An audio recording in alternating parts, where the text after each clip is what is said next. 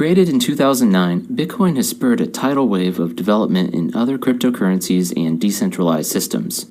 This module will give you a brief tour of some of the leading ideas, both in new currencies and other areas ranging from decentralized storage to blockchain-powered door locks, and even new organizations that exist only in code.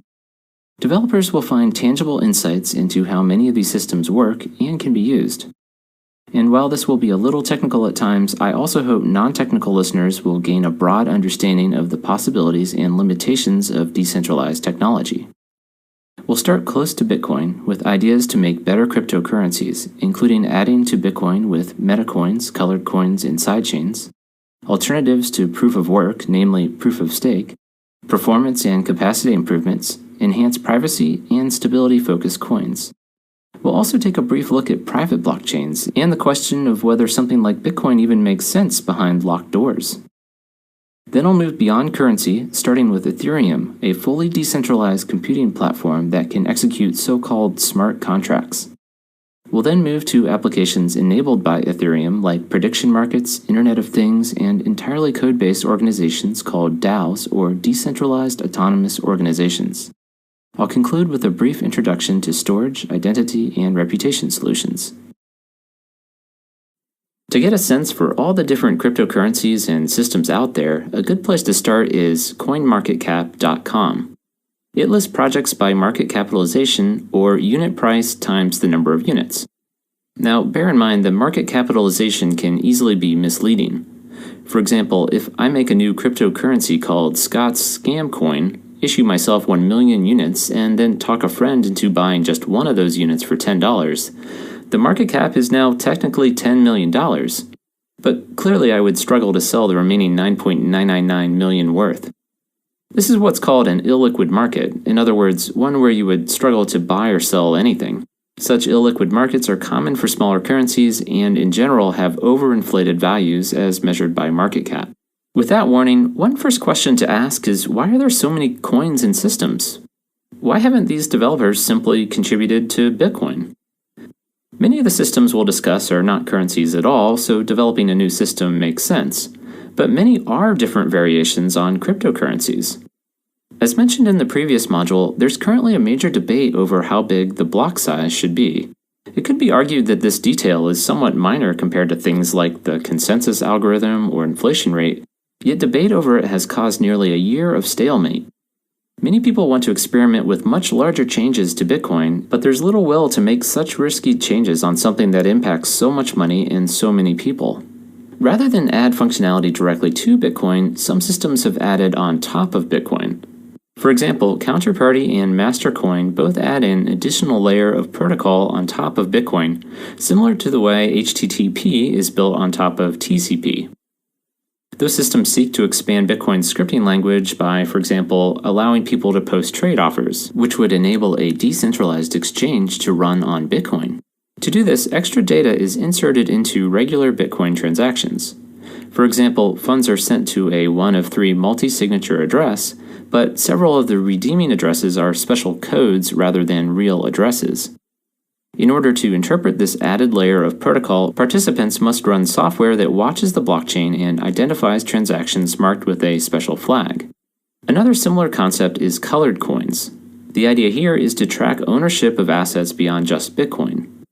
Again, participants must run special software that tracks the blockchain and interprets specially marked addresses as having extra meaning. Suppose a given output is interpreted to mean ownership in a company. Then when that output is used as an input to another transaction, the shares of that company can be transferred. If the coin is split in two, the ownership splits in two according to the value of Bitcoin sent. These so-called meta coins are able to leverage the security, network, and data storage of Bitcoin, but they do have their problems. Many dislike the extra load these protocols place on the Bitcoin network. Recall that every transaction is relayed to every node and stored in perpetuity. There are also security concerns. If $1 of Bitcoin represents $1 billion of real-world assets, the economic incentives that keep an attack on Bitcoin unprofitable may become unbalanced. And finally, there's a fundamental problem that monitoring the blockchain as required by these add-on protocols is not possible for lightweight clients like mobile phones. With regular Bitcoin transactions, it's possible to obtain a short cryptographic proof that a transaction is truly present in the blockchain, or in other words, that you've really been paid. This is called SPV, or Simplified Payment Verification, and involves nodes sending your mobile phone a chain of block headers and just a few transactions inside a block. With this small amount of data, you get proof that the transaction is in a block and that the block is buried under millions of dollars of hash calculations. With metacoins, however, this lightweight verification balloons quickly. Verifying the last transaction works just like any other transaction, but to ensure you really have the asset, you would need to check the input, and then its input, and all the way back to the initial assignment between a Bitcoin output and asset. This fundamental difficulty in supporting lightweight clients was a major impetus for Ethereum and other entirely new systems. Because of these challenges, many people seek to make entirely unattached new currencies, which are typically called altcoins. The vast majority of currencies on CoinMarketCap are indeed altcoins. Whether an altcoin or metacoin, the startup stage can be perilous. Most currencies aren't useful until a substantial number of people adopt them. Also, if the security is based on proof of work, like Bitcoin, the system could easily be attacked if there aren't many miners participating. Then there's the question of how to distribute a new coin. Bitcoin slowly creates and distributes coins to random participants through mining. But some currencies choose to start out with a fixed supply or large initial amount. Many projects offer an initial crowd sale for these coins, which acts as a way to give the new coin a trading value and also raise funds for development. You can think of this like a traditional IPO or initial public offering stock sale. As you might expect, there have been several scams that only resulted in rich founders and no new system with any lasting value. The Counterparty project we just mentioned took an interesting approach, however. They had an initial sale where people could buy the counterparty currency with Bitcoin, but instead of collecting the Bitcoins themselves, the Bitcoin was burned. Here's how this worked. During the initial sale, an exchange rate was set between Bitcoin and counterparty. To buy counterparty, you would send Bitcoin to a special address not redeemable by anyone, that is, one not based on a private key, which effectively destroyed or burned the Bitcoin. The counterparty software would recognize these transactions and assign the new currency based on how much Bitcoin was burned. It was hoped that this would engender trust in the community since the founders wouldn't be collecting Bitcoin themselves. It also bootstrapped the value of the new currency since something of existing value had to be traded for it. This idea of bootstrapping a currency by trading with Bitcoin can be extended to a powerful idea called sidechains. Instead of burning Bitcoin, what if the Bitcoin could simply be locked up and then traded back later on? Suppose somebody wanted to create a new system called FancyCoin. Just like Counterparty, new fancy coins can be created by sending a Bitcoin to a special locking script. Now, rather than monitoring the Bitcoin network, the FancyCoin software could be fed a proof that the Bitcoin is properly locked. This proof would be similar to the SPV proofs used by lightweight clients now to verify transaction existence. If a user decides FancyCoin is no longer interesting, he could send the FancyCoin to another locking script on the FancyCoin chain, and then take a proof of that back to the Bitcoin chain to unlock funds there. In this way, the new chain is said to have a two-way peg to Bitcoin. Sidechains provide a promising way to experiment on new systems without the perils of bootstrapping entirely unconnected altcoins. The only downside is that the core Bitcoin software needs some additional changes to fully enable transfers. With that overview of how people have attempted to build on top of Bitcoin and bootstrap new systems from Bitcoin, let's dive into some of the altcoins. We'll start with Litecoin, one of the first offshoots from Bitcoin, and its attempts to improve on proof of work.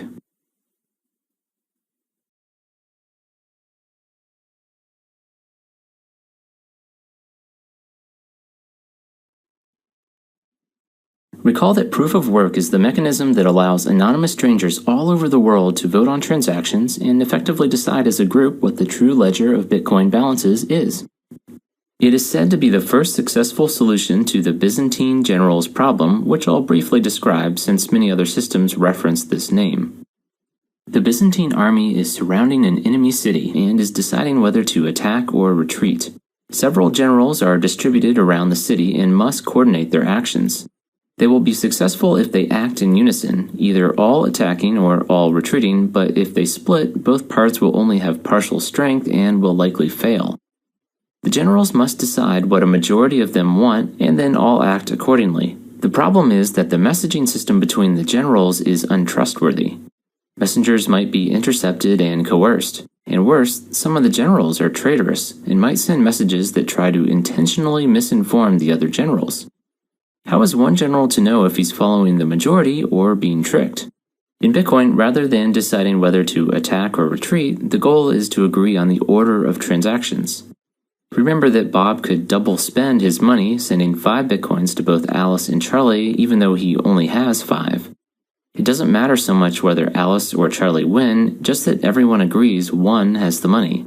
The proof-of-work algorithm provides unforgeable proof of what the majority thinks. There's no way for a malicious user to masquerade as other nodes to vote more than his fair share. Every vote requires the provable burning of electricity. It's a very elegant solution that ties a definite external cost to every vote. Yet there are many criticisms, a primary one that its algorithm leads to centralization. Because specialized chips called ASICs can solve the algorithm faster than home computers, mining power has concentrated in a handful of large companies that invested in bulk purchases of ASICs and that have access to cheap power. Most people also join pools to smooth out payments, another centralization factor.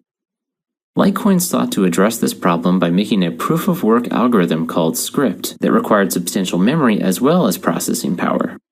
It was hoped that it wouldn't be possible to design specialized chips to solve this algorithm, but it appears that new ASICs now deliver a majority of hashing power for Litecoin. Another attempt to make an ASIC-proof algorithm is used by a currency called Dash, previously named Darkcoin. The Dash algorithm is called X11, and as its name implies, it uses 11 different hashing algorithms all strung together. The idea is that developing an ASIC that optimizes all 11 of these algorithms will be substantially harder than it was for SHA-256, the Bitcoin hashing algorithm. Interestingly, there is one company that is using ASICs to potentially make Bitcoin more decentralized again. 21.co sells miniature computers that include an ASIC chip on board. By mass-producing these small computers, it may be affordable for individuals all over the world to again join in the mining effort. They argue that mining hardware has caught up with the most advanced chip manufacturing techniques, so an individual can buy a chip without worrying that it will become outdated in 6 months.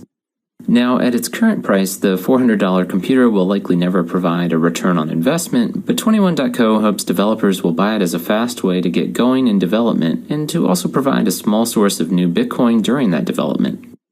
In addition to centralization concerns in Bitcoin's proof-of-work scheme, many see the energy used in Bitcoin's system as wasteful. If we assume about 300 watts per terahash and a current hashing rate of 1 quintillion hashes per second, we arrive at about 300 megawatts of power for the total Bitcoin network. For comparison, this is about 7% of the power generated by Niagara Falls, 4,400 megawatts, or about a third of the average power used by the state of Rhode Island in 2014. Proponents say this is a small price relative to the security that the proof-of-work system provides, but detractors worry about the long-term sustainability as Bitcoin becomes more valuable. A given transaction in the blockchain is theoretically only as secure as the cost to remine all the blocks after that transaction. To remain secure, the money spent mining and the corresponding energy burned must rise with the value transferred in every block. Some have sought to direct the proof-of-work mining towards useful ends beyond just securing the network. For example, the altcoin Primecoin utilizes the search for special prime numbers as its proof-of-work. It's hoped that the discovery of additional primes will assist scientific computing. Several other coins also try to utilize the computation for a greater good, including Folding Coin, which directs resources towards medical problems, and Grid Coin, which attacks scientific problems. Unfortunately, it's quite difficult to replicate the properties of SHA-256 with a generic problem. The cryptographic hash provides an unlimited amount of new problems that can't be pre-solved, have a provable amount of work, and are easily verified. Because of this, the problems being solved by Folding Coin and Grid Coin are not actually used to reach consensus. The coins provide more of a mechanism to pay for computational effort than a way to reach consensus and secure a currency. Folding coin is built on top of Bitcoin, and Gridcoin uses an entirely different consensus mechanism called proof of stake, which is an important alternative to proof of work that we'll talk about next.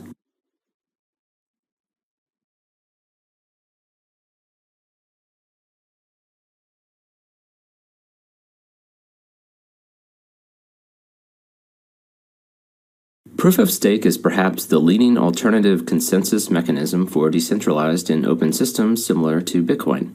Instead of voting on the order of transactions with processing power, votes are based on how many coins you own.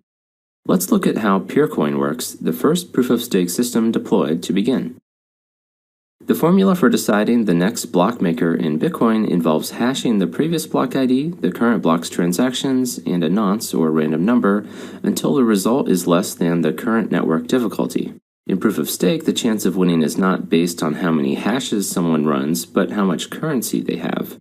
The formula hashes the previous block like before, but also the current time and an unspent output. On the right side, because the difficulty is multiplied by the balance of that unspent output, it gets easier the more money you have. In this way, the more currency you own, the more influence you have on the network, which makes sense, presumably, because you have more to risk if something goes wrong. Importantly, also note that the only thing varying in this formula is time. There's no reason to run this hash more than once per second. Every second, everyone in the network calculates this hash, and anyone whose hash falls below this threshold can publish a set of transactions in a block, signing it with the private key that proves they own the specific UTXO used in the formula. Like with Bitcoin, multiple blocks occasionally get produced at the same time, but this is rare and quickly resolves when one branch grows faster than the other. In addition to the reduced energy used to reach consensus, proof of stake also avoids the centralization towards a handful of companies that occurs with Bitcoin's proof of work. There's no advantage to investing in specialized hardware since you only need to compute one hash per second. There also doesn't appear to be a way to form mining pools. Proponents also argue that proof of stake has a higher security margin. To overpower the network, an attacker must borrow a significant percentage of the total value of the currency, which could be billions of dollars. An attack on Bitcoin would only require rental of mining rigs for the duration of the attack, a theoretically much lower value. So with all these advantages in proof of stake, environmentally friendly, less centralization, better security, what's not to like? Proof of stake seems to have worked fairly well for both PeerCoin, the original implementation of a proof of stake system, and other newer stake-based coins like NXT, pronounced Next. Let's return to the fork case above where multiple people publish valid blocks at the same time. Presented with two options, most people will just build on top of the first one they received. But remember, in proof of stake, it doesn't cost anything to build, it's just one extra hash. So why not solve the hash for the other branch too, just in case? And when those fork, why not build on all of those branches? Even if one of these branches is currently winning, why not build on past branches just in case one of those overtakes the others? Maybe someone pays you a small bribe to do this, which would be nice since it doesn't really cost anything to calculate a few extra hashes. In proof of work, building on branches that aren't likely candidates to be the winning branch wastes real money since blocks take trillions of hashes to solve. But in proof of stake, there's no cost, so why not? The free nature in proof of stake leads to some fundamental questions about whether the consensus algorithm will always converge to a single history, and whether the system could withstand an attacker paying only a small bribe. In PeerCoin and other currencies, it seems altruistic goodwill has prevailed. The miners have thus far behaved nicely and only mined on one branch at a time, but as a currency grows in value, it's unlikely goodwill will prevail.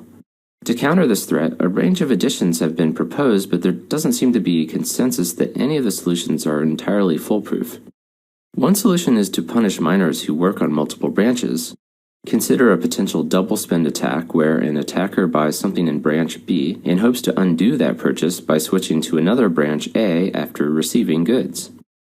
The attacker pays a bribe to a substantial portion of currency holders to mine branch A in secret.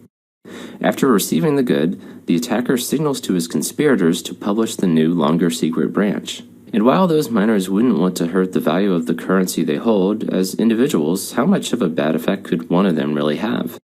To prevent this, we would like to punish those miners that were working on both branches, but how do we discover who was doing that? It's very possible that the attackers wouldn't have found any blocks on branch B, so there would be no double voting evidence. One solution is to select the miner of blocks well before a fork. This way, the selected miner must choose between branch A and B, and if he builds on both, he can be punished. But this solution leads to the problem of selecting miners. Suppose the selection of block K depends on the hash of the block 1000 before it, K minus 1000, like this. However, a clever attacker might try to pick transactions in block K minus 1000 so that he ensures he will be the next miner. This is known as grinding and potentially brings proof of stake back into the realm of proof of work, where miners are once again trying trillions of hashes. To address this, various more sophisticated ideas have been proposed to change how future miners are selected, but it's not clear at this point whether any scheme will survive the test of time and a lot of money. So far, we've been looking at the problems proof of stake faces in short time frames, preventing double spend attacks and ensuring everyone actually converges on one branch. But the costless nature of creating blocks also introduces some longer time frame existential questions about proof of stake. Since it's easy to compute different chains, what is to stop the original key holders of the first coins from creating an alternate chain that is longer than the real one? Anyone currently using the system would reject such a large change in history, but how would a new user tell the difference? With proof of work, you have proof that a certain number of calculations were performed, but with proof of stake, you only have two pieces of valid-looking digital data.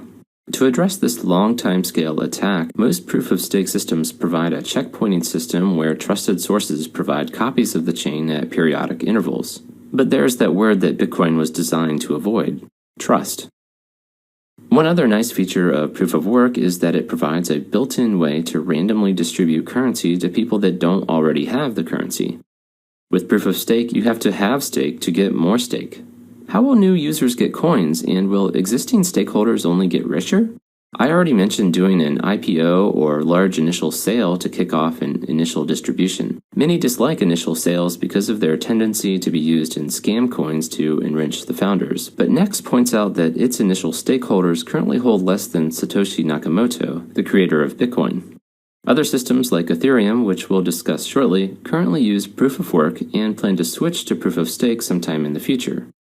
Purecoin uses a combination of proof of work and proof of stake to get the distribution benefits of proof of work and the low-cost consensus benefits of proof of stake.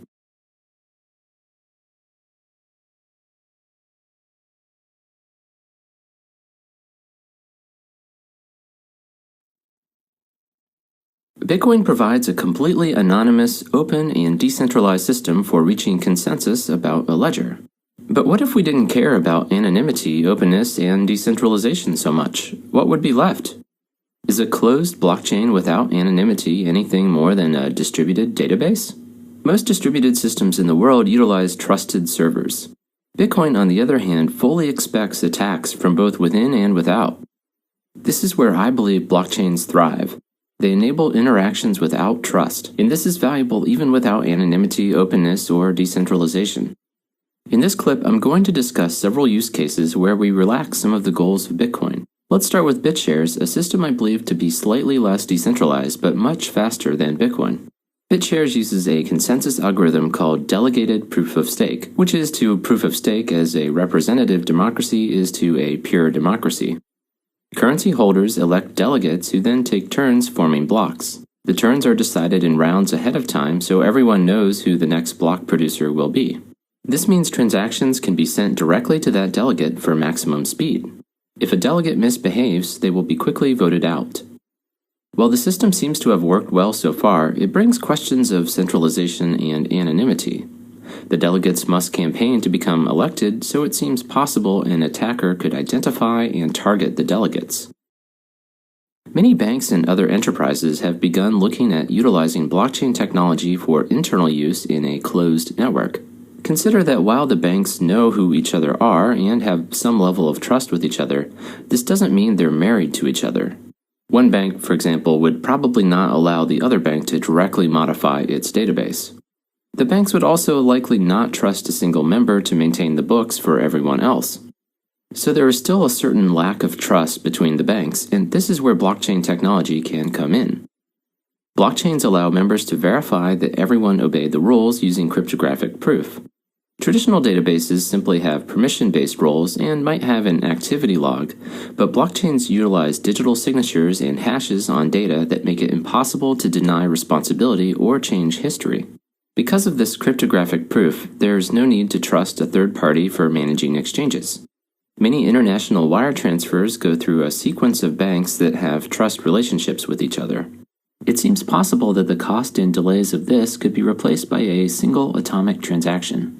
Also, in securities trading, oftentimes there are third parties that maintain ownership records or hold onto cash while a security is being transferred to avoid so-called counterparty risk, including bankruptcy during the transaction. In today's electronic world, it's remarkable that security trades still take 3 days. That delay slows down trade and also introduces risk until the transaction is completely settled. Having a provable ledger not only aids the members, but could also decrease the cost of regulation. Instead of expensive audits, regulators could rely on cryptographic proofs about where money is. Going beyond the financial industry, there are also potential benefits in the global supply chain where inventory levels must be tracked transparently. And going further than simply tracking assets, anytime the computer systems from one organization need to interact with a computer system from another, having a cryptographically provable interaction in record can help reduce the need for trust, which ultimately means lower risk and cost due to third parties. This becomes especially exciting with smart contracts or agreements that execute automatically, a topic we'll dive into later. So for all these situations where there isn't complete trust between parties and having an immutable and provable record is important, closed blockchains may provide a new way to interact much faster and cheaper. There are several companies offering so-called permissioned or private blockchains. One of those is multi-chain, which provides customizable consensus. Consider our example of 5 banks all maintaining a blockchain ledger. It would be silly to use Bitcoin's proof of work since there's no desire to offer censorship resistance or allow anonymous participants. Instead, the rule could be that new transactions must simply be signed by all 5 banks. Multi-chain allows all sorts of options, like only requiring a certain percentage of participants to sign each transaction, say 3 out of 5. An organization that many of the large banks have joined, called R3, has recently released an interesting blockchain product called Corda. Unlike Bitcoin, in which every transaction is visible to all participants, Corda allows configurable visibility. For example, restricting visibility only to the parties that interacted in a given transaction.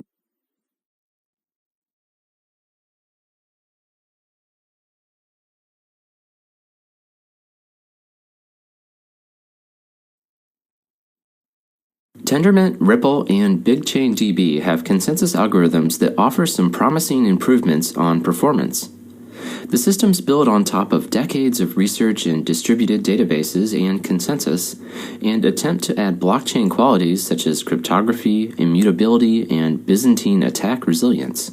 For example, Tendermint claims the ability to function with up to 1/3 of participants attacking the system. And by function, I mean that transactions keep processing and everyone reading the resulting ledger can trust that it reflects the majority will. I believe there may be some compromises in terms of decentralization, anonymity, and openness with these systems, but this is certainly debatable. The Tendermint system starts with a group of validators that must post a deposit to participate. This deposit will be forfeit if they're caught doing something malevolent. Since it requires a stake to participate, the system can be considered a variant of proof of stake. Then, rather than the proof-of-work lottery system where one member decides the next block, all the validators try to decide in unison to approve a new block. The goal is to have a block that all the validators agree is valid and, importantly, vouch that they saw everyone else agree on. But this is a little bit of a chicken and egg problem. You need to vouch that other people vouch, but they can't vouch until you vouch. To get around this beginning stalemate, the algorithm works with several rounds, during which all the validators signal to each other increasing certainty about a block's acceptance. To begin, one validator proposes a block and shares that block with all the other validators. This proposer role is decided in a turn-taking manner and randomized every round. When the other validators receive the proposed block, they first broadcast a preliminary vote for that block that effectively means, "This block is valid, and if everyone else voted for this, I would approve it." Then additional rounds occur where validators advance a block only if they hear that another 2/3 of other validators agree on that block. If a quorum less than 2/3 of other votes don't come in, the process restarts. If 2/3 of validators all approve a block, a final commit vote is broadcast that effectively says, "I approve this block, and I also witness that 2/3 of other validators approve this block." Ripple works similarly in rounds, but collectively decides on the transactions within a block.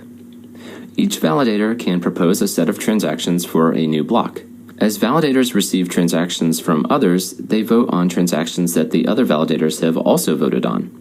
In the first rounds, the threshold for keeping a transaction is low. Only say 25% of other validators must have approved a given transaction for it to pass to the next round. In the last round, each validator only approves a transaction if 80% of other validators have approved it. Ethereum's future Casper algorithm also works in rounds, with each validator betting on the block they think will be most likely to win.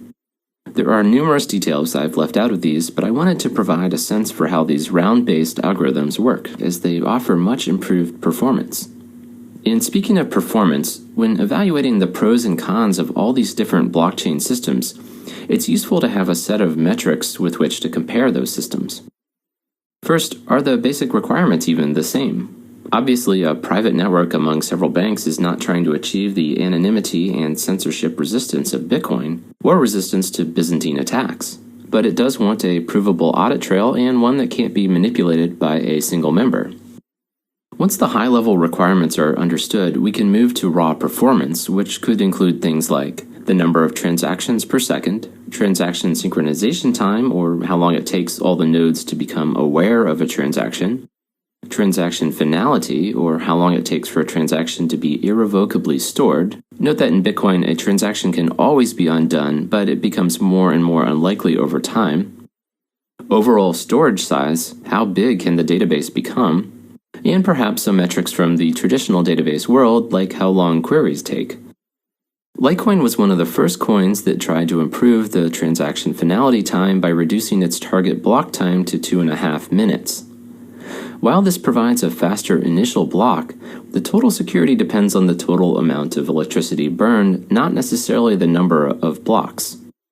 Also, in Bitcoin, which has a 10-minute block time, many companies now accept zero confirmation transactions, ones that aren't yet in a block, for low-risk amounts. These approvals can happen in seconds, so it's not clear that Litecoin has speed advantages in the short or long term. Tendermint, Ripple, and Ethereum's future Casper proof-of-stake algorithms promise much faster transaction finality, hopefully on the order of seconds. A new product called BigchainDB has recently introduced a very interesting take on blockchains that promises magnitudes better performance. Instead of trying to improve the speed of Bitcoin-like blockchains, they started with an existing distributed database and layered on top some of the features of blockchains, like public and private key permissions, and the cryptographic labels and links that provide immutability.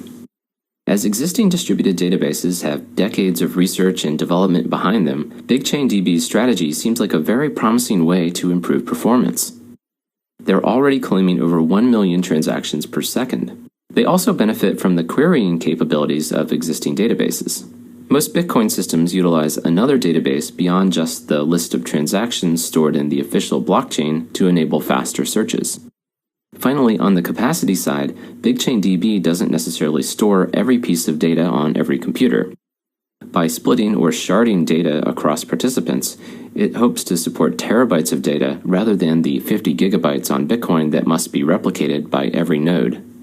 It's unclear, at least to this author, where the limits of BigchainDB are in terms of openness and censorship resistance. Can anonymous participants join and leave the network at will? And will it still function if 15% of its nodes are Byzantine attackers? While we're talking about BigchainDB, I want to very briefly mention the fascinating application that spurred its development, a product and company called Ascribe. Ascribe helps artists claim and track their work by fingerprinting their art and then tracking it all over the web. Ascribe stores an initial ownership record of the art and its fingerprint on the Bitcoin blockchain, providing an immutable record of ownership. They then crawl the web looking for that fingerprint. To track millions of pieces of art, they need much more data and speed than Bitcoin's blockchain provides, hence the development of BigChainDB. This idea of storing a fingerprint or hash of a document in a blockchain is also being used in many other industries to provide notary or timestamping services. It's one of the more promising non-currency use cases for which blockchains are beginning to be used.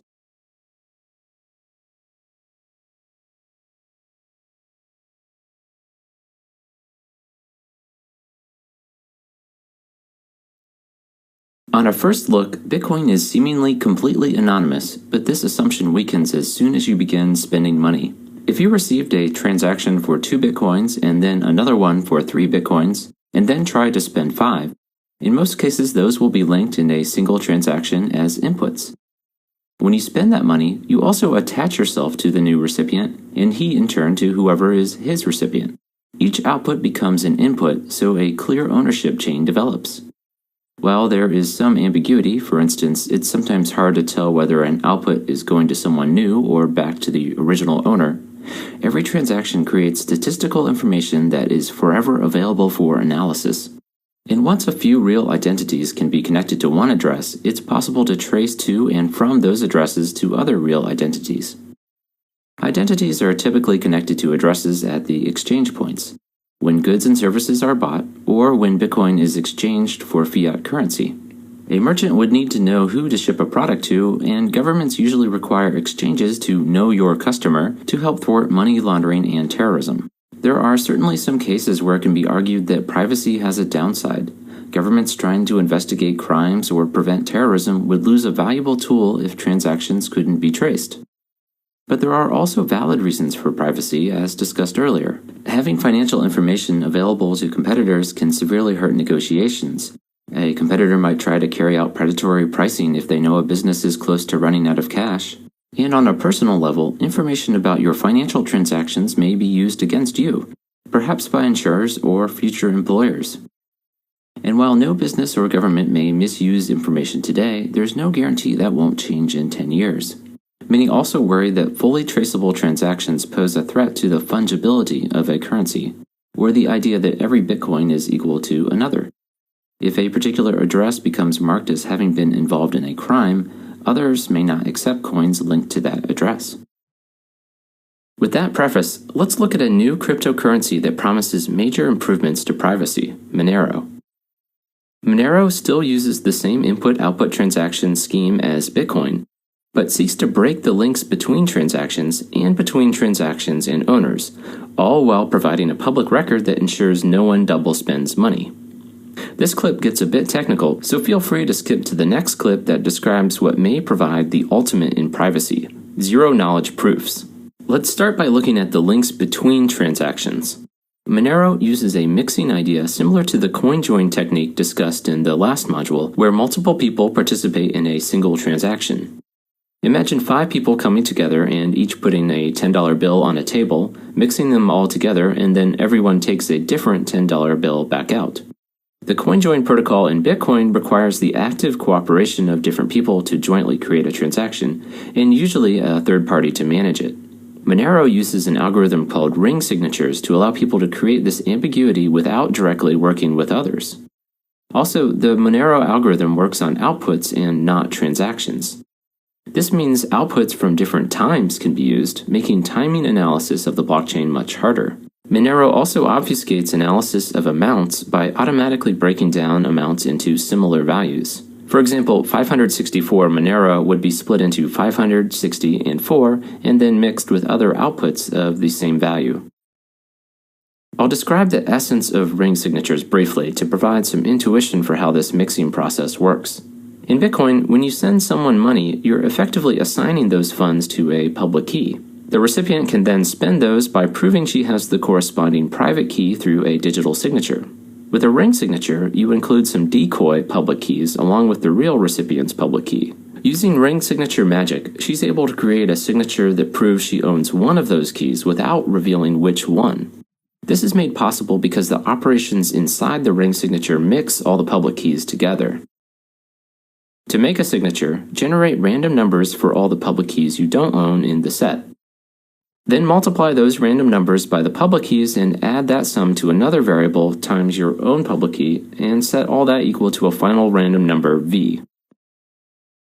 Now solve the equation for x mine, which, as the math works out, only you can do because you know the private key to your public key. Others can verify it by multiplying all those x's and public keys together and checking the sum. Now, the math I just described is missing numerous details, including some hash functions and elliptic curve operations, but the overall idea is similar. By checking a mixing of public keys, it's not possible to determine which public key the generator of that signature actually owns. Now, if this was used on its own, people could double spend because it's intentionally impossible to see which output someone is spending. To counter that, spenders must also publish a marker calculated from their public and private key that effectively prevents the public key from being reused. For every transaction, observers check both the digital signature and this list of markers to make sure a public key hasn't been reused. This means that a public key can only be used once, which brings us to the second part of how Monero enhances privacy: disconnecting the links between users and transaction outputs. This technique is known as stealth addresses and can already be used with Bitcoin now by adding some extra information in transactions. Stealth addresses largely provide an automated way to gain the same benefits as simply generating a new receiving address for every transaction. This prevents transactions from being linked to each other, but is a hassle. Rather than having to generate a new address for every transaction, stealth addresses allow Bob to post just one special public key. Every time someone sends him money, they use his posted public key and mix it with some random data to calculate a one-time public key for a single transaction. To spend the money, Bob uses extra data also posted in the transaction by the sender to recover the corresponding private key and spend the money. It uses the shared secret approach from a Diffie-Hellman key exchange. A color analogy is a great way to explain it. The goal is for Bob and Alice to calculate a secret color that no one else can determine. They each start off with a personal secret color, somewhat like a private key. Then they agree on a shared public color, yellow.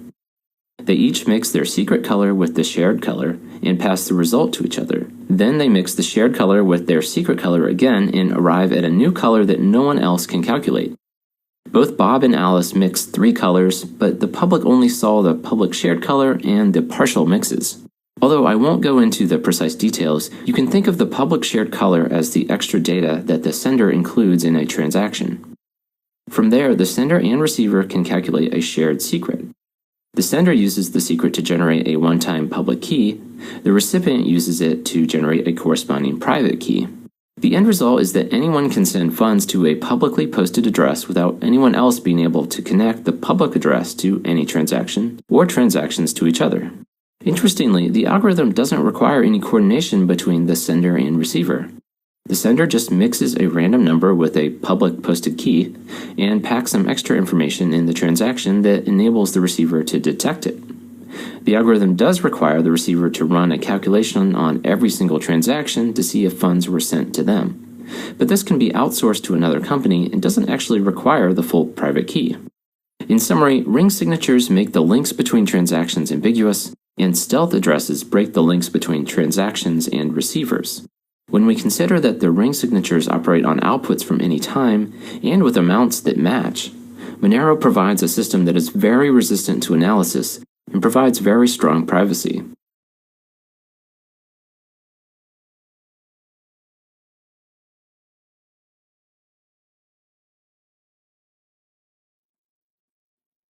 The ultimate private digital currency may come from the ideas behind Zero Cash. The protocol uses zero-knowledge proofs to mask participants and amounts, but still prove that no one is spending coins twice. Think of an entirely encrypted ledger where all the fields are gibberish, but you have a tool that lets you make sure all the gibberish adds up correctly. If this sounds suspect, it should. If there was a problem in the algorithms, someone might be able to create money from nothing, unbeknownst to anyone else. I want to take a minute to explain how magical zero-knowledge proofs are. The goal is to prove something without revealing any information about it. Imagine you solve a very difficult Sudoku problem and want to sell the solution to someone else. The goal of Sudoku is to take a partially filled matrix and fill in the rest of the numbers without any repeats in the squares, columns, or rows. Now, the buyer is skeptical and doesn't want to pay you before knowing without doubt that the solution is in fact correct. But how do you convince him of that without showing the answer? Maybe you could show the buyer parts of the solution. The buyer could say, "Show me the bottom right square," and you could reveal it, proving that there are no repeated numbers in that square. Then the buyer could ask about a different row, column, or square, and you could reveal that. In this way, after enough trials, the buyer could become reasonably assured that you do have the full solution. But the buyer might be worried that you're just making each square in the revealed sections work by, say, filling them in right before showing them and don't actually have a full solution. To address this concern, you could commit to the values before the proving begins. You might run each row, column, and square through a cryptographic hash function and give all the hash results to the buyer beforehand. This way he knows you're not changing anything. But the other problem is that with each test, you're revealing parts of the solution, so this is not a zero-knowledge protocol. So you need a way to hide the solution, possibly by replacing each number with another number for each test. This way, the buyer isn't able to piece together trials to glean more information. Unfortunately, this is where our time in this module and frankly my understanding stops. I hope this helps convey the incredibly daunting task that zero-knowledge proofs are designed to carry out, to prove without revealing anything. Zero Cash uses this concept to anonymously transfer coins. It's built on top of a Bitcoin-like system with regular transactions, but you can also wash coins by sending them to zero coins. A zero coin is like a regular coin created with a transaction, but that transaction is hashed, thereby obscuring the recipients, senders, and amounts. Zero coins can be sent and received in new transactions, the validity of which is proved using zero-knowledge proofs. Every time a zero coin is spent, its unique serial number is revealed and added to a public list to prevent double spending. While zero-knowledge proofs may appear to be a panacea to privacy concerns, it is based on very new cryptography. The zero-knowledge proofs in Zero Cash also require substantial computation to create, up to 20 seconds on a modern laptop, and gigabytes of data to support them, so mobile phone transfers are probably not possible at this point. Transactions are, however, quickly verifiable, so there is a lot of promise. Interestingly, zero-knowledge proofs have already been demonstrated in February of 2016 directly on Bitcoin to provide the kind of trustless sale of information I described with the Sudoku example.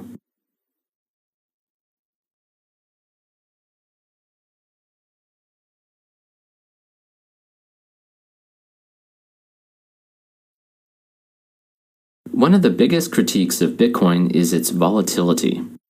Because the price of Bitcoin is constantly changing, merchants can't post a price for a product in Bitcoin without fear that they might get substantially less than they wanted or that customers won't buy because the price is too high. Because of this, merchants typically display prices in USD or euros and only calculate the Bitcoin price at the time of sale. Volatility also causes most merchants to immediately convert any Bitcoin back into fiat currency. In the case of smart contracts, volatility becomes a severe problem. Smart contracts, among other things, are software programs that can send money according to pre-programmed rules. Consider a smart contract to rent an apartment that requires a deposit in Bitcoin. If the value of that deposit cuts in half, the owner is now facing much greater risk. But if the value of the deposit doubles, the renter is locking up too much money. The participants are forced to make an implicit bet on the currency value in addition to entering a rental agreement.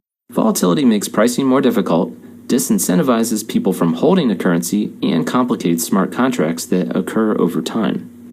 In the long term, if Bitcoin or any other currency becomes more widely used and more valuable, the volatility should decrease. But in the near term, several new currencies have been developed to offer the benefits of digital currencies, that is, easy worldwide transfer, low transaction costs, no third parties, use in smart contracts, without the volatility. Digix provides a token directly linked to gold stored in a vault in Singapore. Each token is worth 1 gram of gold and is linked to a real bar of gold that Digix will even send you a picture of.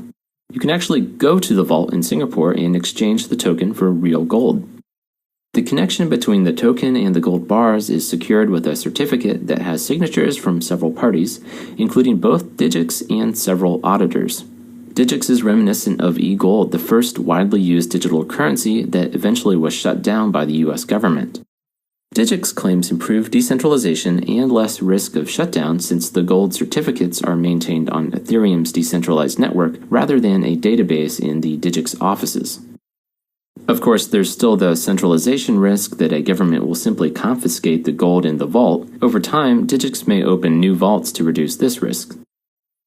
Tether offers a similar concept as Digix, but links or is tethered to the US dollar instead of gold. It uses Bitcoin and the OmniLayer protocol as an underlying way to exchange tethers. The OmniLayer protocol was originally developed for a system called Mastercoin, a metacoin.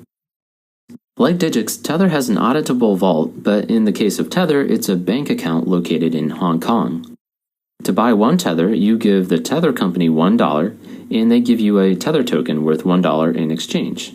These tokens can then be exchanged freely without the control of the Tether company over the Bitcoin network and eventually exchanged back for US dollars. With both Digix and Tether, the exchange rate is maintained by the willingness of Digix or Tether to always buy or sell the token at the pegged rate. Faith in the value is bolstered by the audits that show sufficient collateral, gold or dollars, is always available for redemption. Nubits provides a stablecoin without any backing collateral in a method similar to how national banks peg currencies to other currencies. The organization simply prints more Nubits if demand exceeds supply. In this way, the price is pushed back down by the extra supply of Nubits. On the other hand, if the price drops due to a lack of demand for Nubits, the organization takes Nubits out of circulation by paying people to either temporarily park their Nubits for interest or to burn them. While Nubits doesn't rely on a bank or gold vault not getting taken over by a government, the lack of real-world collateral is a little unnerving. BitUSD and MakerDAO provide a fascinating alternative that provides collateral-backed stability without needing to rely on a central repository. In BitUSD and MakerDAO, the stablecoins are created by locking away collateral in a special smart contract. To avoid too many new names, I'll just call the stable currencies stablecoin and assume it can be bought with Bitcoin. We'll also assume that the goal is to peg stablecoin to the US dollar. To get one stablecoin, I deposit $1 US worth of Bitcoin into a contract, which at $400 per Bitcoin is 0.0025 BTC. This smart contract is an automated program running on the BitShares platform in the case of BitUSD or Ethereum for MakerDAO. Once I deposit the $1 US worth of Bitcoin, 0.0025 BTC, the contract sends me one stablecoin. I can get that Bitcoin back at any time by returning the stablecoin to the contract. But this is problematic when the backing collateral is Bitcoin and not something like gold or dollars, as with Digix and Tether. What if the value of Bitcoin falls in half? People might lose faith in stablecoins since there are only half as many equivalent dollars backing them as collateral in the contracts. To address this, the contracts require you to put up more collateral than the stablecoins you get out are worth. You might have to deposit, say, $1.50 of Bitcoin or 0.00375 to get one stablecoin. This way, if the value of Bitcoin drops a little, there's still more than enough collateral backing it. But what if it drops a lot? The contracts are force closed automatically through a variety of mechanisms, possibly involving the original depositor of Bitcoin losing some money. In this way, the system always ensures there's more collateral than stablecoins available so that anyone holding a stablecoin can always get back to a real US dollar. MakerDAO offers an additional layer of insurance for severe market drops in which the Maker organization puts up additional collateral itself in an emergency. It also provides a mechanism through so-called custodians where a variety of real-world assets can be used as collateral. Now, why would someone want to put $1.50 worth of Bitcoin in a contract to only get $1 worth of stablecoin? Not only is Bitcoin locked up, but it's at risk of getting sold at a bad price if the market drops, and there are also fees to use the system. The benefit is the ability to do margin trading. That stablecoin can be traded for another $1 of Bitcoin for a total of $2.50 of Bitcoin. If Bitcoin doubles, the trader makes $2.50 of profit, or 166%, whereas Bitcoin only appreciated 100%. The contracts enable traders to make leveraged trades in return for providing the stablecoin. Of course, if Bitcoin went down, the losses would have also been magnified. In addition to guaranteeing collateral, both Maker and BitUSD adjust the cost for traders to create new stablecoins to regulate supply. and therefore keep the stablecoin close to its target price. Traders of the stablecoins also help to maintain the peg by buying when it's low and selling when it's high because they expect it to return to the peg in the long term. BitUSD and MakerDAO are two examples of what can be done with smart contracts, automated programs that can send and receive money and respond to real-world inputs. If run on a decentralized system, they provide a way to enter into agreements like these without needing to trust a third party. We'll now veer away from currency and into this larger world with an introduction to Ethereum.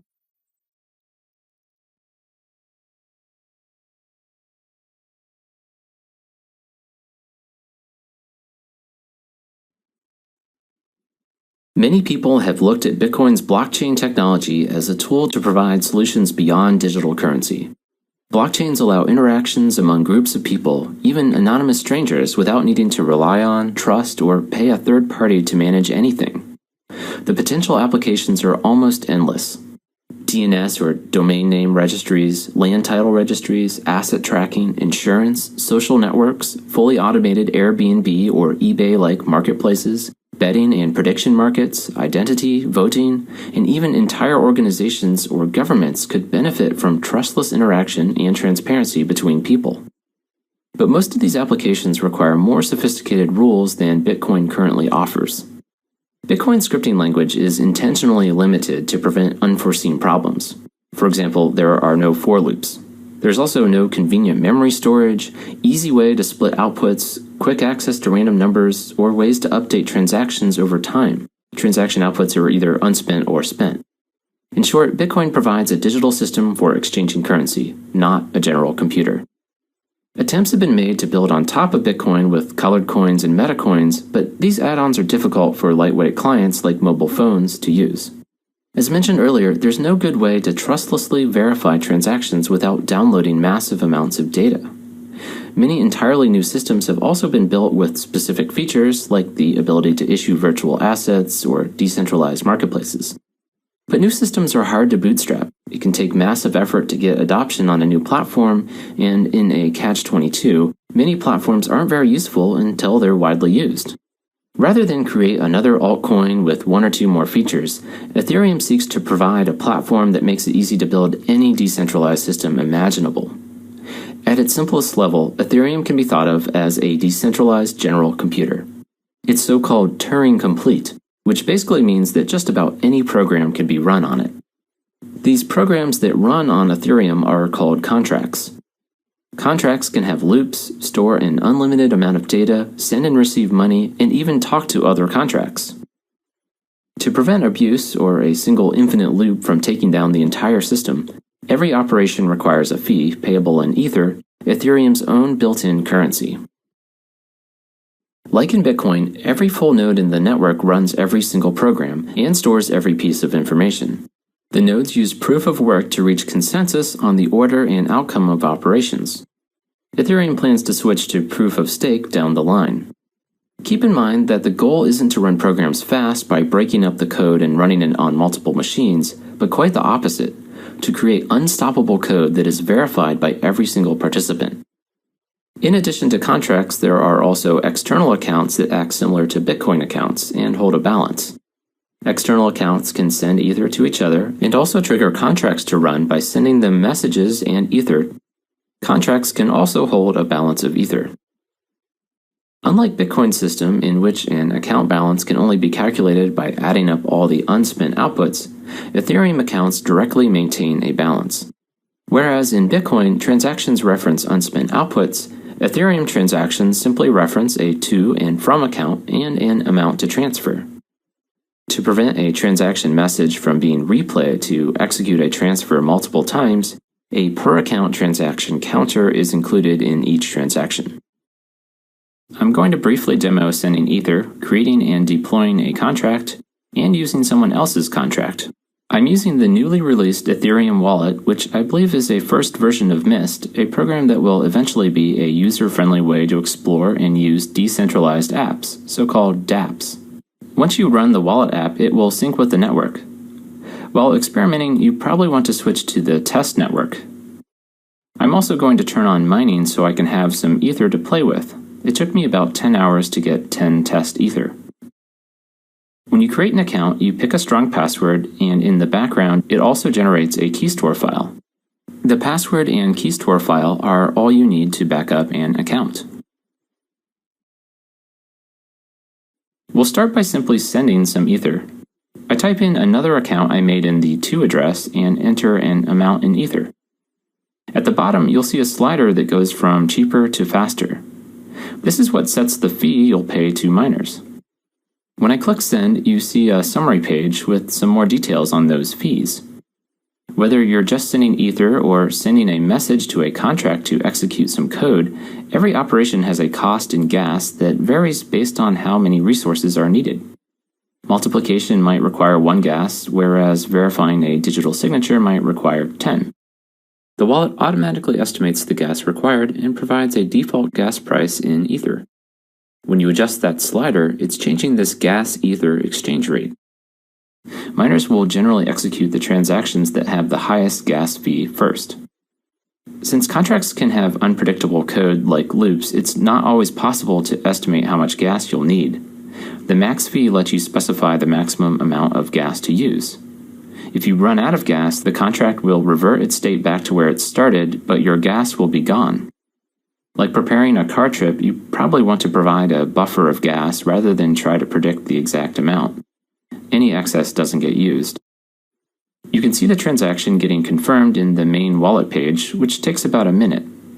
You can click on it to see the actual gas used. Now let's create an example application or contract. We'll be making a token, which can be a currency like Bitcoin, or perhaps shares in the company, or even objects in a game. I'm mostly following along with one of the main tutorials on Ethereum's site, where you can also find the full source code. We first go to the Contract tab and create a new contract. I paste my code into the source code area. We can see some of the constructor variables if I pick my contract on the right. They're declared in a constructor function with the same name as my contract, and this runs on the initial deploy of my contract. That function gives my account all the money when it starts up. I'll fill out some initial values like 10,000 tokens, a name, and an abbreviation, SC. This line, mapping, provides the basic ledger functionality. Balance of is basically an array that lets you look up and set account balances. Under the transfer function, we see the logic that makes sure a sender's account has enough tokens before sending the requested amount. Let's deploy this contract. Again, we set a fee for the miners.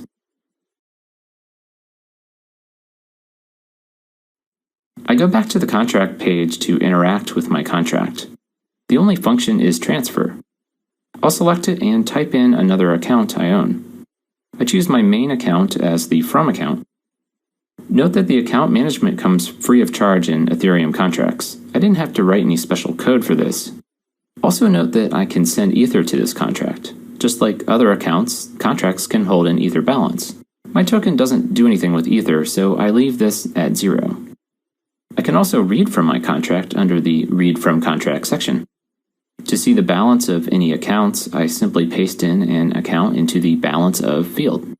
To share this contract with someone else to use, I need to send the contract address and a JSON ABI, or Application Binary Interface, that tells the wallet how to interact with the contract. Interestingly, the Ethereum wallet has special support for tokens. When I go to send money, I can select my token instead of Ether if I like. Finally, I'll demonstrate using someone else's dApp called Matching Ethers. I go to the Watch Contract section and copy in the contract address. I also copy in the ABI, which I got from its webpage. This contract basically lets me bet on a coin flip. I bet flipped or not and send some Ether.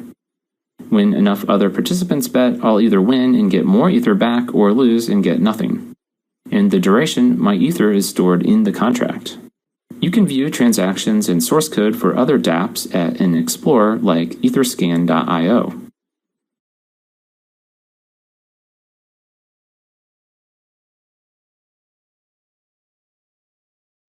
And to check out many other great apps, there's a good listing at dapps.ethercast.com. There are decentralized message boards, betting sites, prediction markets, flight insurance, name registries, voting systems, decentralized organizations, and much more in development. Ethereum is still very much being born, and will be much more accessible when the Mist browser is released and provides web page-like interaction with dApps. Despite all the great potential, one question is how much it will cost to run useful applications. Ethereum's trustlessness may be too expensive for some applications.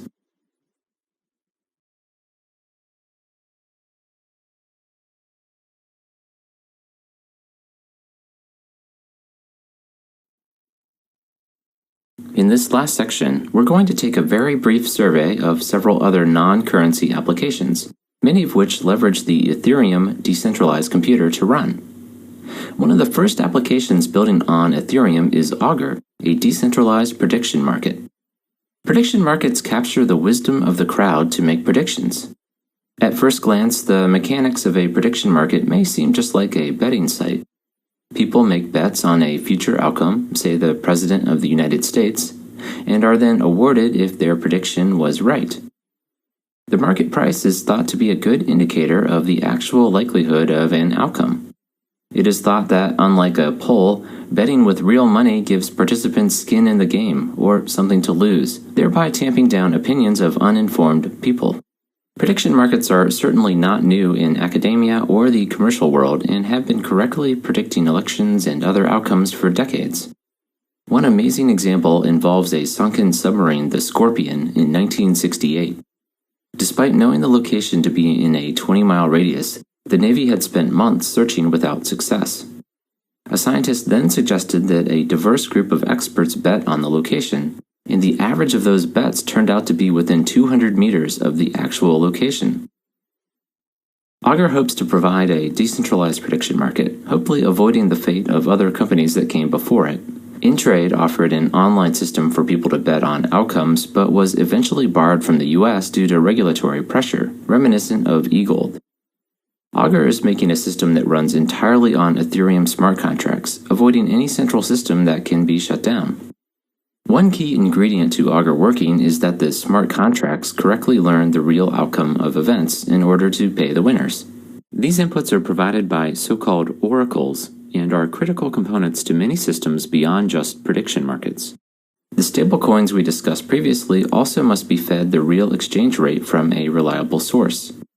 But how do you know a given oracle is reliable and wouldn't try to report falsely to win a bet? Augur collects results from many different sources and ignores and punishes those who vary too far from the median. Consider if you asked a group of people what the weather was yesterday, and a subset wanted to lie about it. It's unlikely the liars would all come up with a similar false report. Augur uses this tendency for lies to vary to help determine the truth. Prediction markets offer a promising way to extract information from the most informed within a population. They don't always work, however. For small questions, there may not be enough participants that know enough, which is why InTrade mostly focused on sports and politics. Interestingly, prediction markets are already being used to make corporate decisions, but their use isn't always long-lived, especially if they disagree with the answers management wants.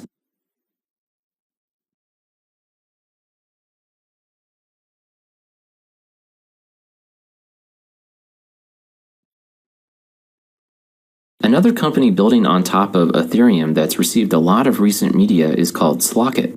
The company comes from the world of Internet of Things and plans to offer smart locks that are controlled by smart contracts. They hope to offer a decentralized version of Airbnb where anyone can rent cars or apartments trustlessly without any middlemen. Now, one question you may be asking is, what if somebody uses a crowbar to break into a door? It doesn't really matter what a smart contract thinks about permissions if someone uses physical force to bypass it. First, this is not much different than a regular crime. The smart locks are no better than a regular lock. The main advantage of a smart lock is automation. There's no meeting to exchange keys, and importantly, any insurance or deposit arrangements are automatic. When someone wants to rent an apartment, they must post a deposit to a smart contract before the lock can be opened. The Slockit company is fascinating because they are developing much more than smart locks. A $100 Ethereum computer is in development that will allow easy browsing and use of dApps and control over any IoT device with Wi-Fi, Zigbee, or Bluetooth. Slockit has also recently launched a massive DAO, or Decentralized Autonomous Organization. A DAO is a company or organization that exists only in the code of a smart contract, with shareholders voting to decide where to allocate funds in order to earn a return on investment. It is hoped that such an organization will be more incorruptible and transparent than a traditional legal company. It is also hoped that the wisdom of the crowds will help guide the organization through effective choices, although it is an open question whether such a democracy will be more successful than the superstar CEOs behind many other successful companies. More information about the DAO created by Slockit can be found at daohub.org.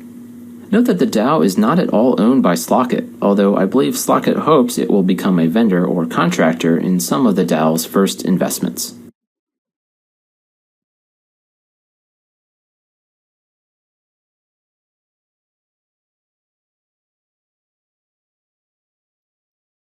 At this point, we've discussed decentralized systems that exchange digital currency, the Ethereum decentralized computer for trustless computation, but have yet to discuss another vital pillar of the digital world, storage. I'll start with a company appropriately called Storage that offers what is frequently described as decentralized peer-to-peer Dropbox. Like Slockit, Storage is in the new sharing economy world, where users can offer hard drive space up for rent and others can pay to have their files stored. Storage breaks files into shards or pieces, encrypts the pieces, and then stores those pieces on different computers across the network. Clients, or the people that are backing up data, issue cryptographic challenges to farmers, the users that provide the storage, to ensure the data is valid and available.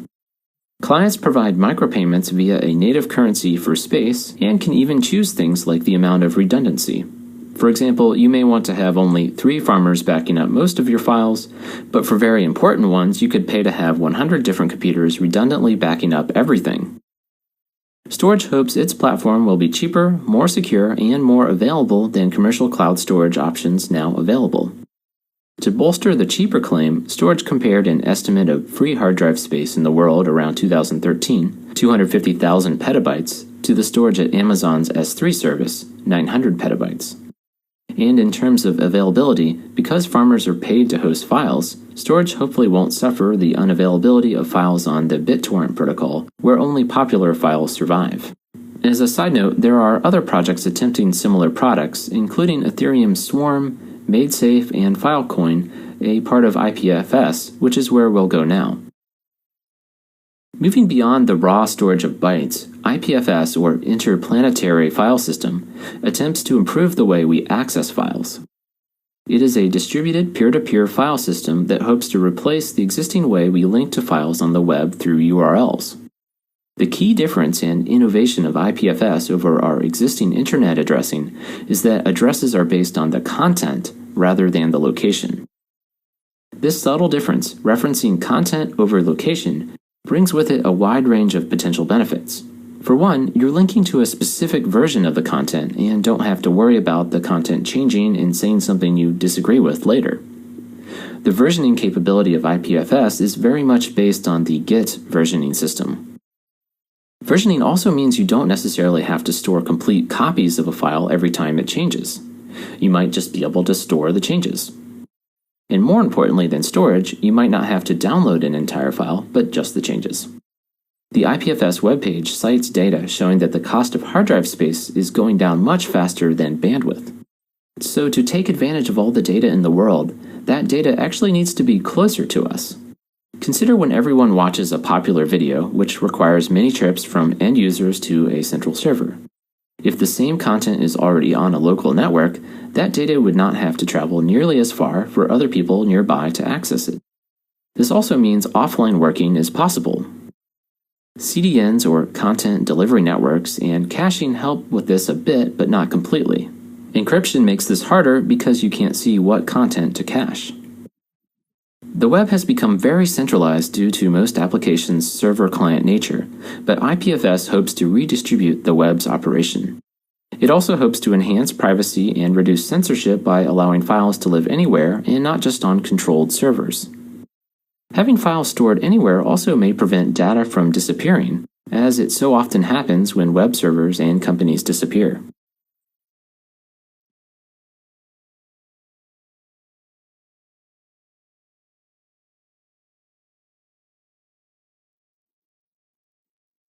I'd like to end on a topic that was the motivation for the very first altcoin, or fork of Bitcoin: identity and reputation. Namecoin was the first altcoin after Bitcoin and provided a key value registry based on Bitcoin's blockchain technology. With Namecoin, you can register an IP address to a human-friendly name like scottsite.bit. You could also, for example, link a public key to your name so that anything you sign with that key is cryptographically linked to your name. Registrations cost a small fee and need to be renewed regularly to prevent costless spam registrations. Right now, identity is a very centralized service, whether in the real world or on the web. You have governments controlling identity in the real world, and online, Google and Facebook manage many of our logins. Centralized DNS registries control the connections between website names and servers. Beyond ownership, there are also issues with privacy. For instance, to use a banking service, you might have to prove your age or identity by sending a scan of your government ID, or perhaps supply your social security number. But then the people at that bank now have a copy of your license, which makes you more susceptible to identity theft. I'll mention two companies that are building on the basic start of Namecoin. OneName provides a registry service built on top of Bitcoin through a MetaCoin protocol. Names and hashes are stored in an op-return code in Bitcoin transactions using special prefixes inside the op-return data. The hash is a collection of whatever data the user would like to attach to a particular name and could include things like a website, Twitter, or GitHub account. Anyone running the OneName software can hash the data and check to see if that hash matches the identity on the Bitcoin blockchain. Their vision goes much further, however, and will eventually include the ability to store private data, selectively sharing it as needed. For instance, you might want to only share the fact that you're over 18 with someone rather than a picture of your whole license. They also discuss the ability for different organizations to digitally sign these slices of information. For example, you could provide a government signature that you're 21, or an employer's signature attesting that you really work at a particular company. The flexibility in identity becomes very useful when you want to manage different reputations for different groups of people. For instance, you may not want to mix your gaming profile with your LinkedIn profile. Another company, Identify, hopes to aid the sharing of reputation through a web of trust. It's not built on the Bitcoin blockchain at all. Rather, people create messages about others that attest they know the other person, or ratings for people or companies. For instance, you could rate a doctor 9 out of 10. In this way, you could collect ratings about companies from people you specifically include in your own web of trust, and then also look to their web of trust for a second-degree opinion. Decentralized identity and reputation promise much improved privacy, control, and enable many other applications. For instance, a new decentralized marketplace called Open Bazaar utilizes a reputation system so that people can trust each other in trading physical goods. Reputation is also key to Augur's prediction market that we discussed before, since trusted reports from the real world are needed to know the results of bets. Finally, voting becomes possible with reliable identity systems. Note that voting on a blockchain may remove fraud, but if votes can provably be linked to real people, they might be coerced or punished for voting a particular way. We've talked about a wide range of projects that extend beyond Bitcoin.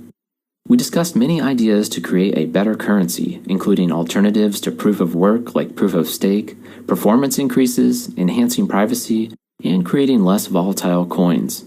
We also looked at using blockchain technology in private groups where it aids in trustless interaction, if not in censorship resistance. And outside of currencies, we talked about Ethereum, a decentralized computer that enables smart contracts and many other decentralized interactions like prediction markets and automated renting via smart devices. Finally, we discussed some examples of decentralized storage, identity, and reputation systems. Decentralization promises many improvements in all these areas, including better privacy, censorship prevention, no third-party intervention or cost, and more robust systems that don't have a single point of failure. But these advantages come with cost. Centralized services are usually more efficient, and it's harder to organize large groups of people. Bitcoin requires a large amount of software development to keep improving, but there's no software funding built into the protocol and no agreed-upon way to make changes. Decentralized organizations offer one potential way to better organize people and funds. Ultimately, the success of decentralized systems will depend on whether they deliver improved utility over alternatives, and whether people even care about things like privacy. PGP, or Pretty Good Privacy Encryption, has been around for decades, yet few use it because it isn't user-friendly. It will be fascinating to see what technologies and projects thrive in the world of decentralization. In closing, I want to thank the Epicenter Bitcoin podcast for being an invaluable source of information, and a special thanks to Jaime Ramos for a review and input.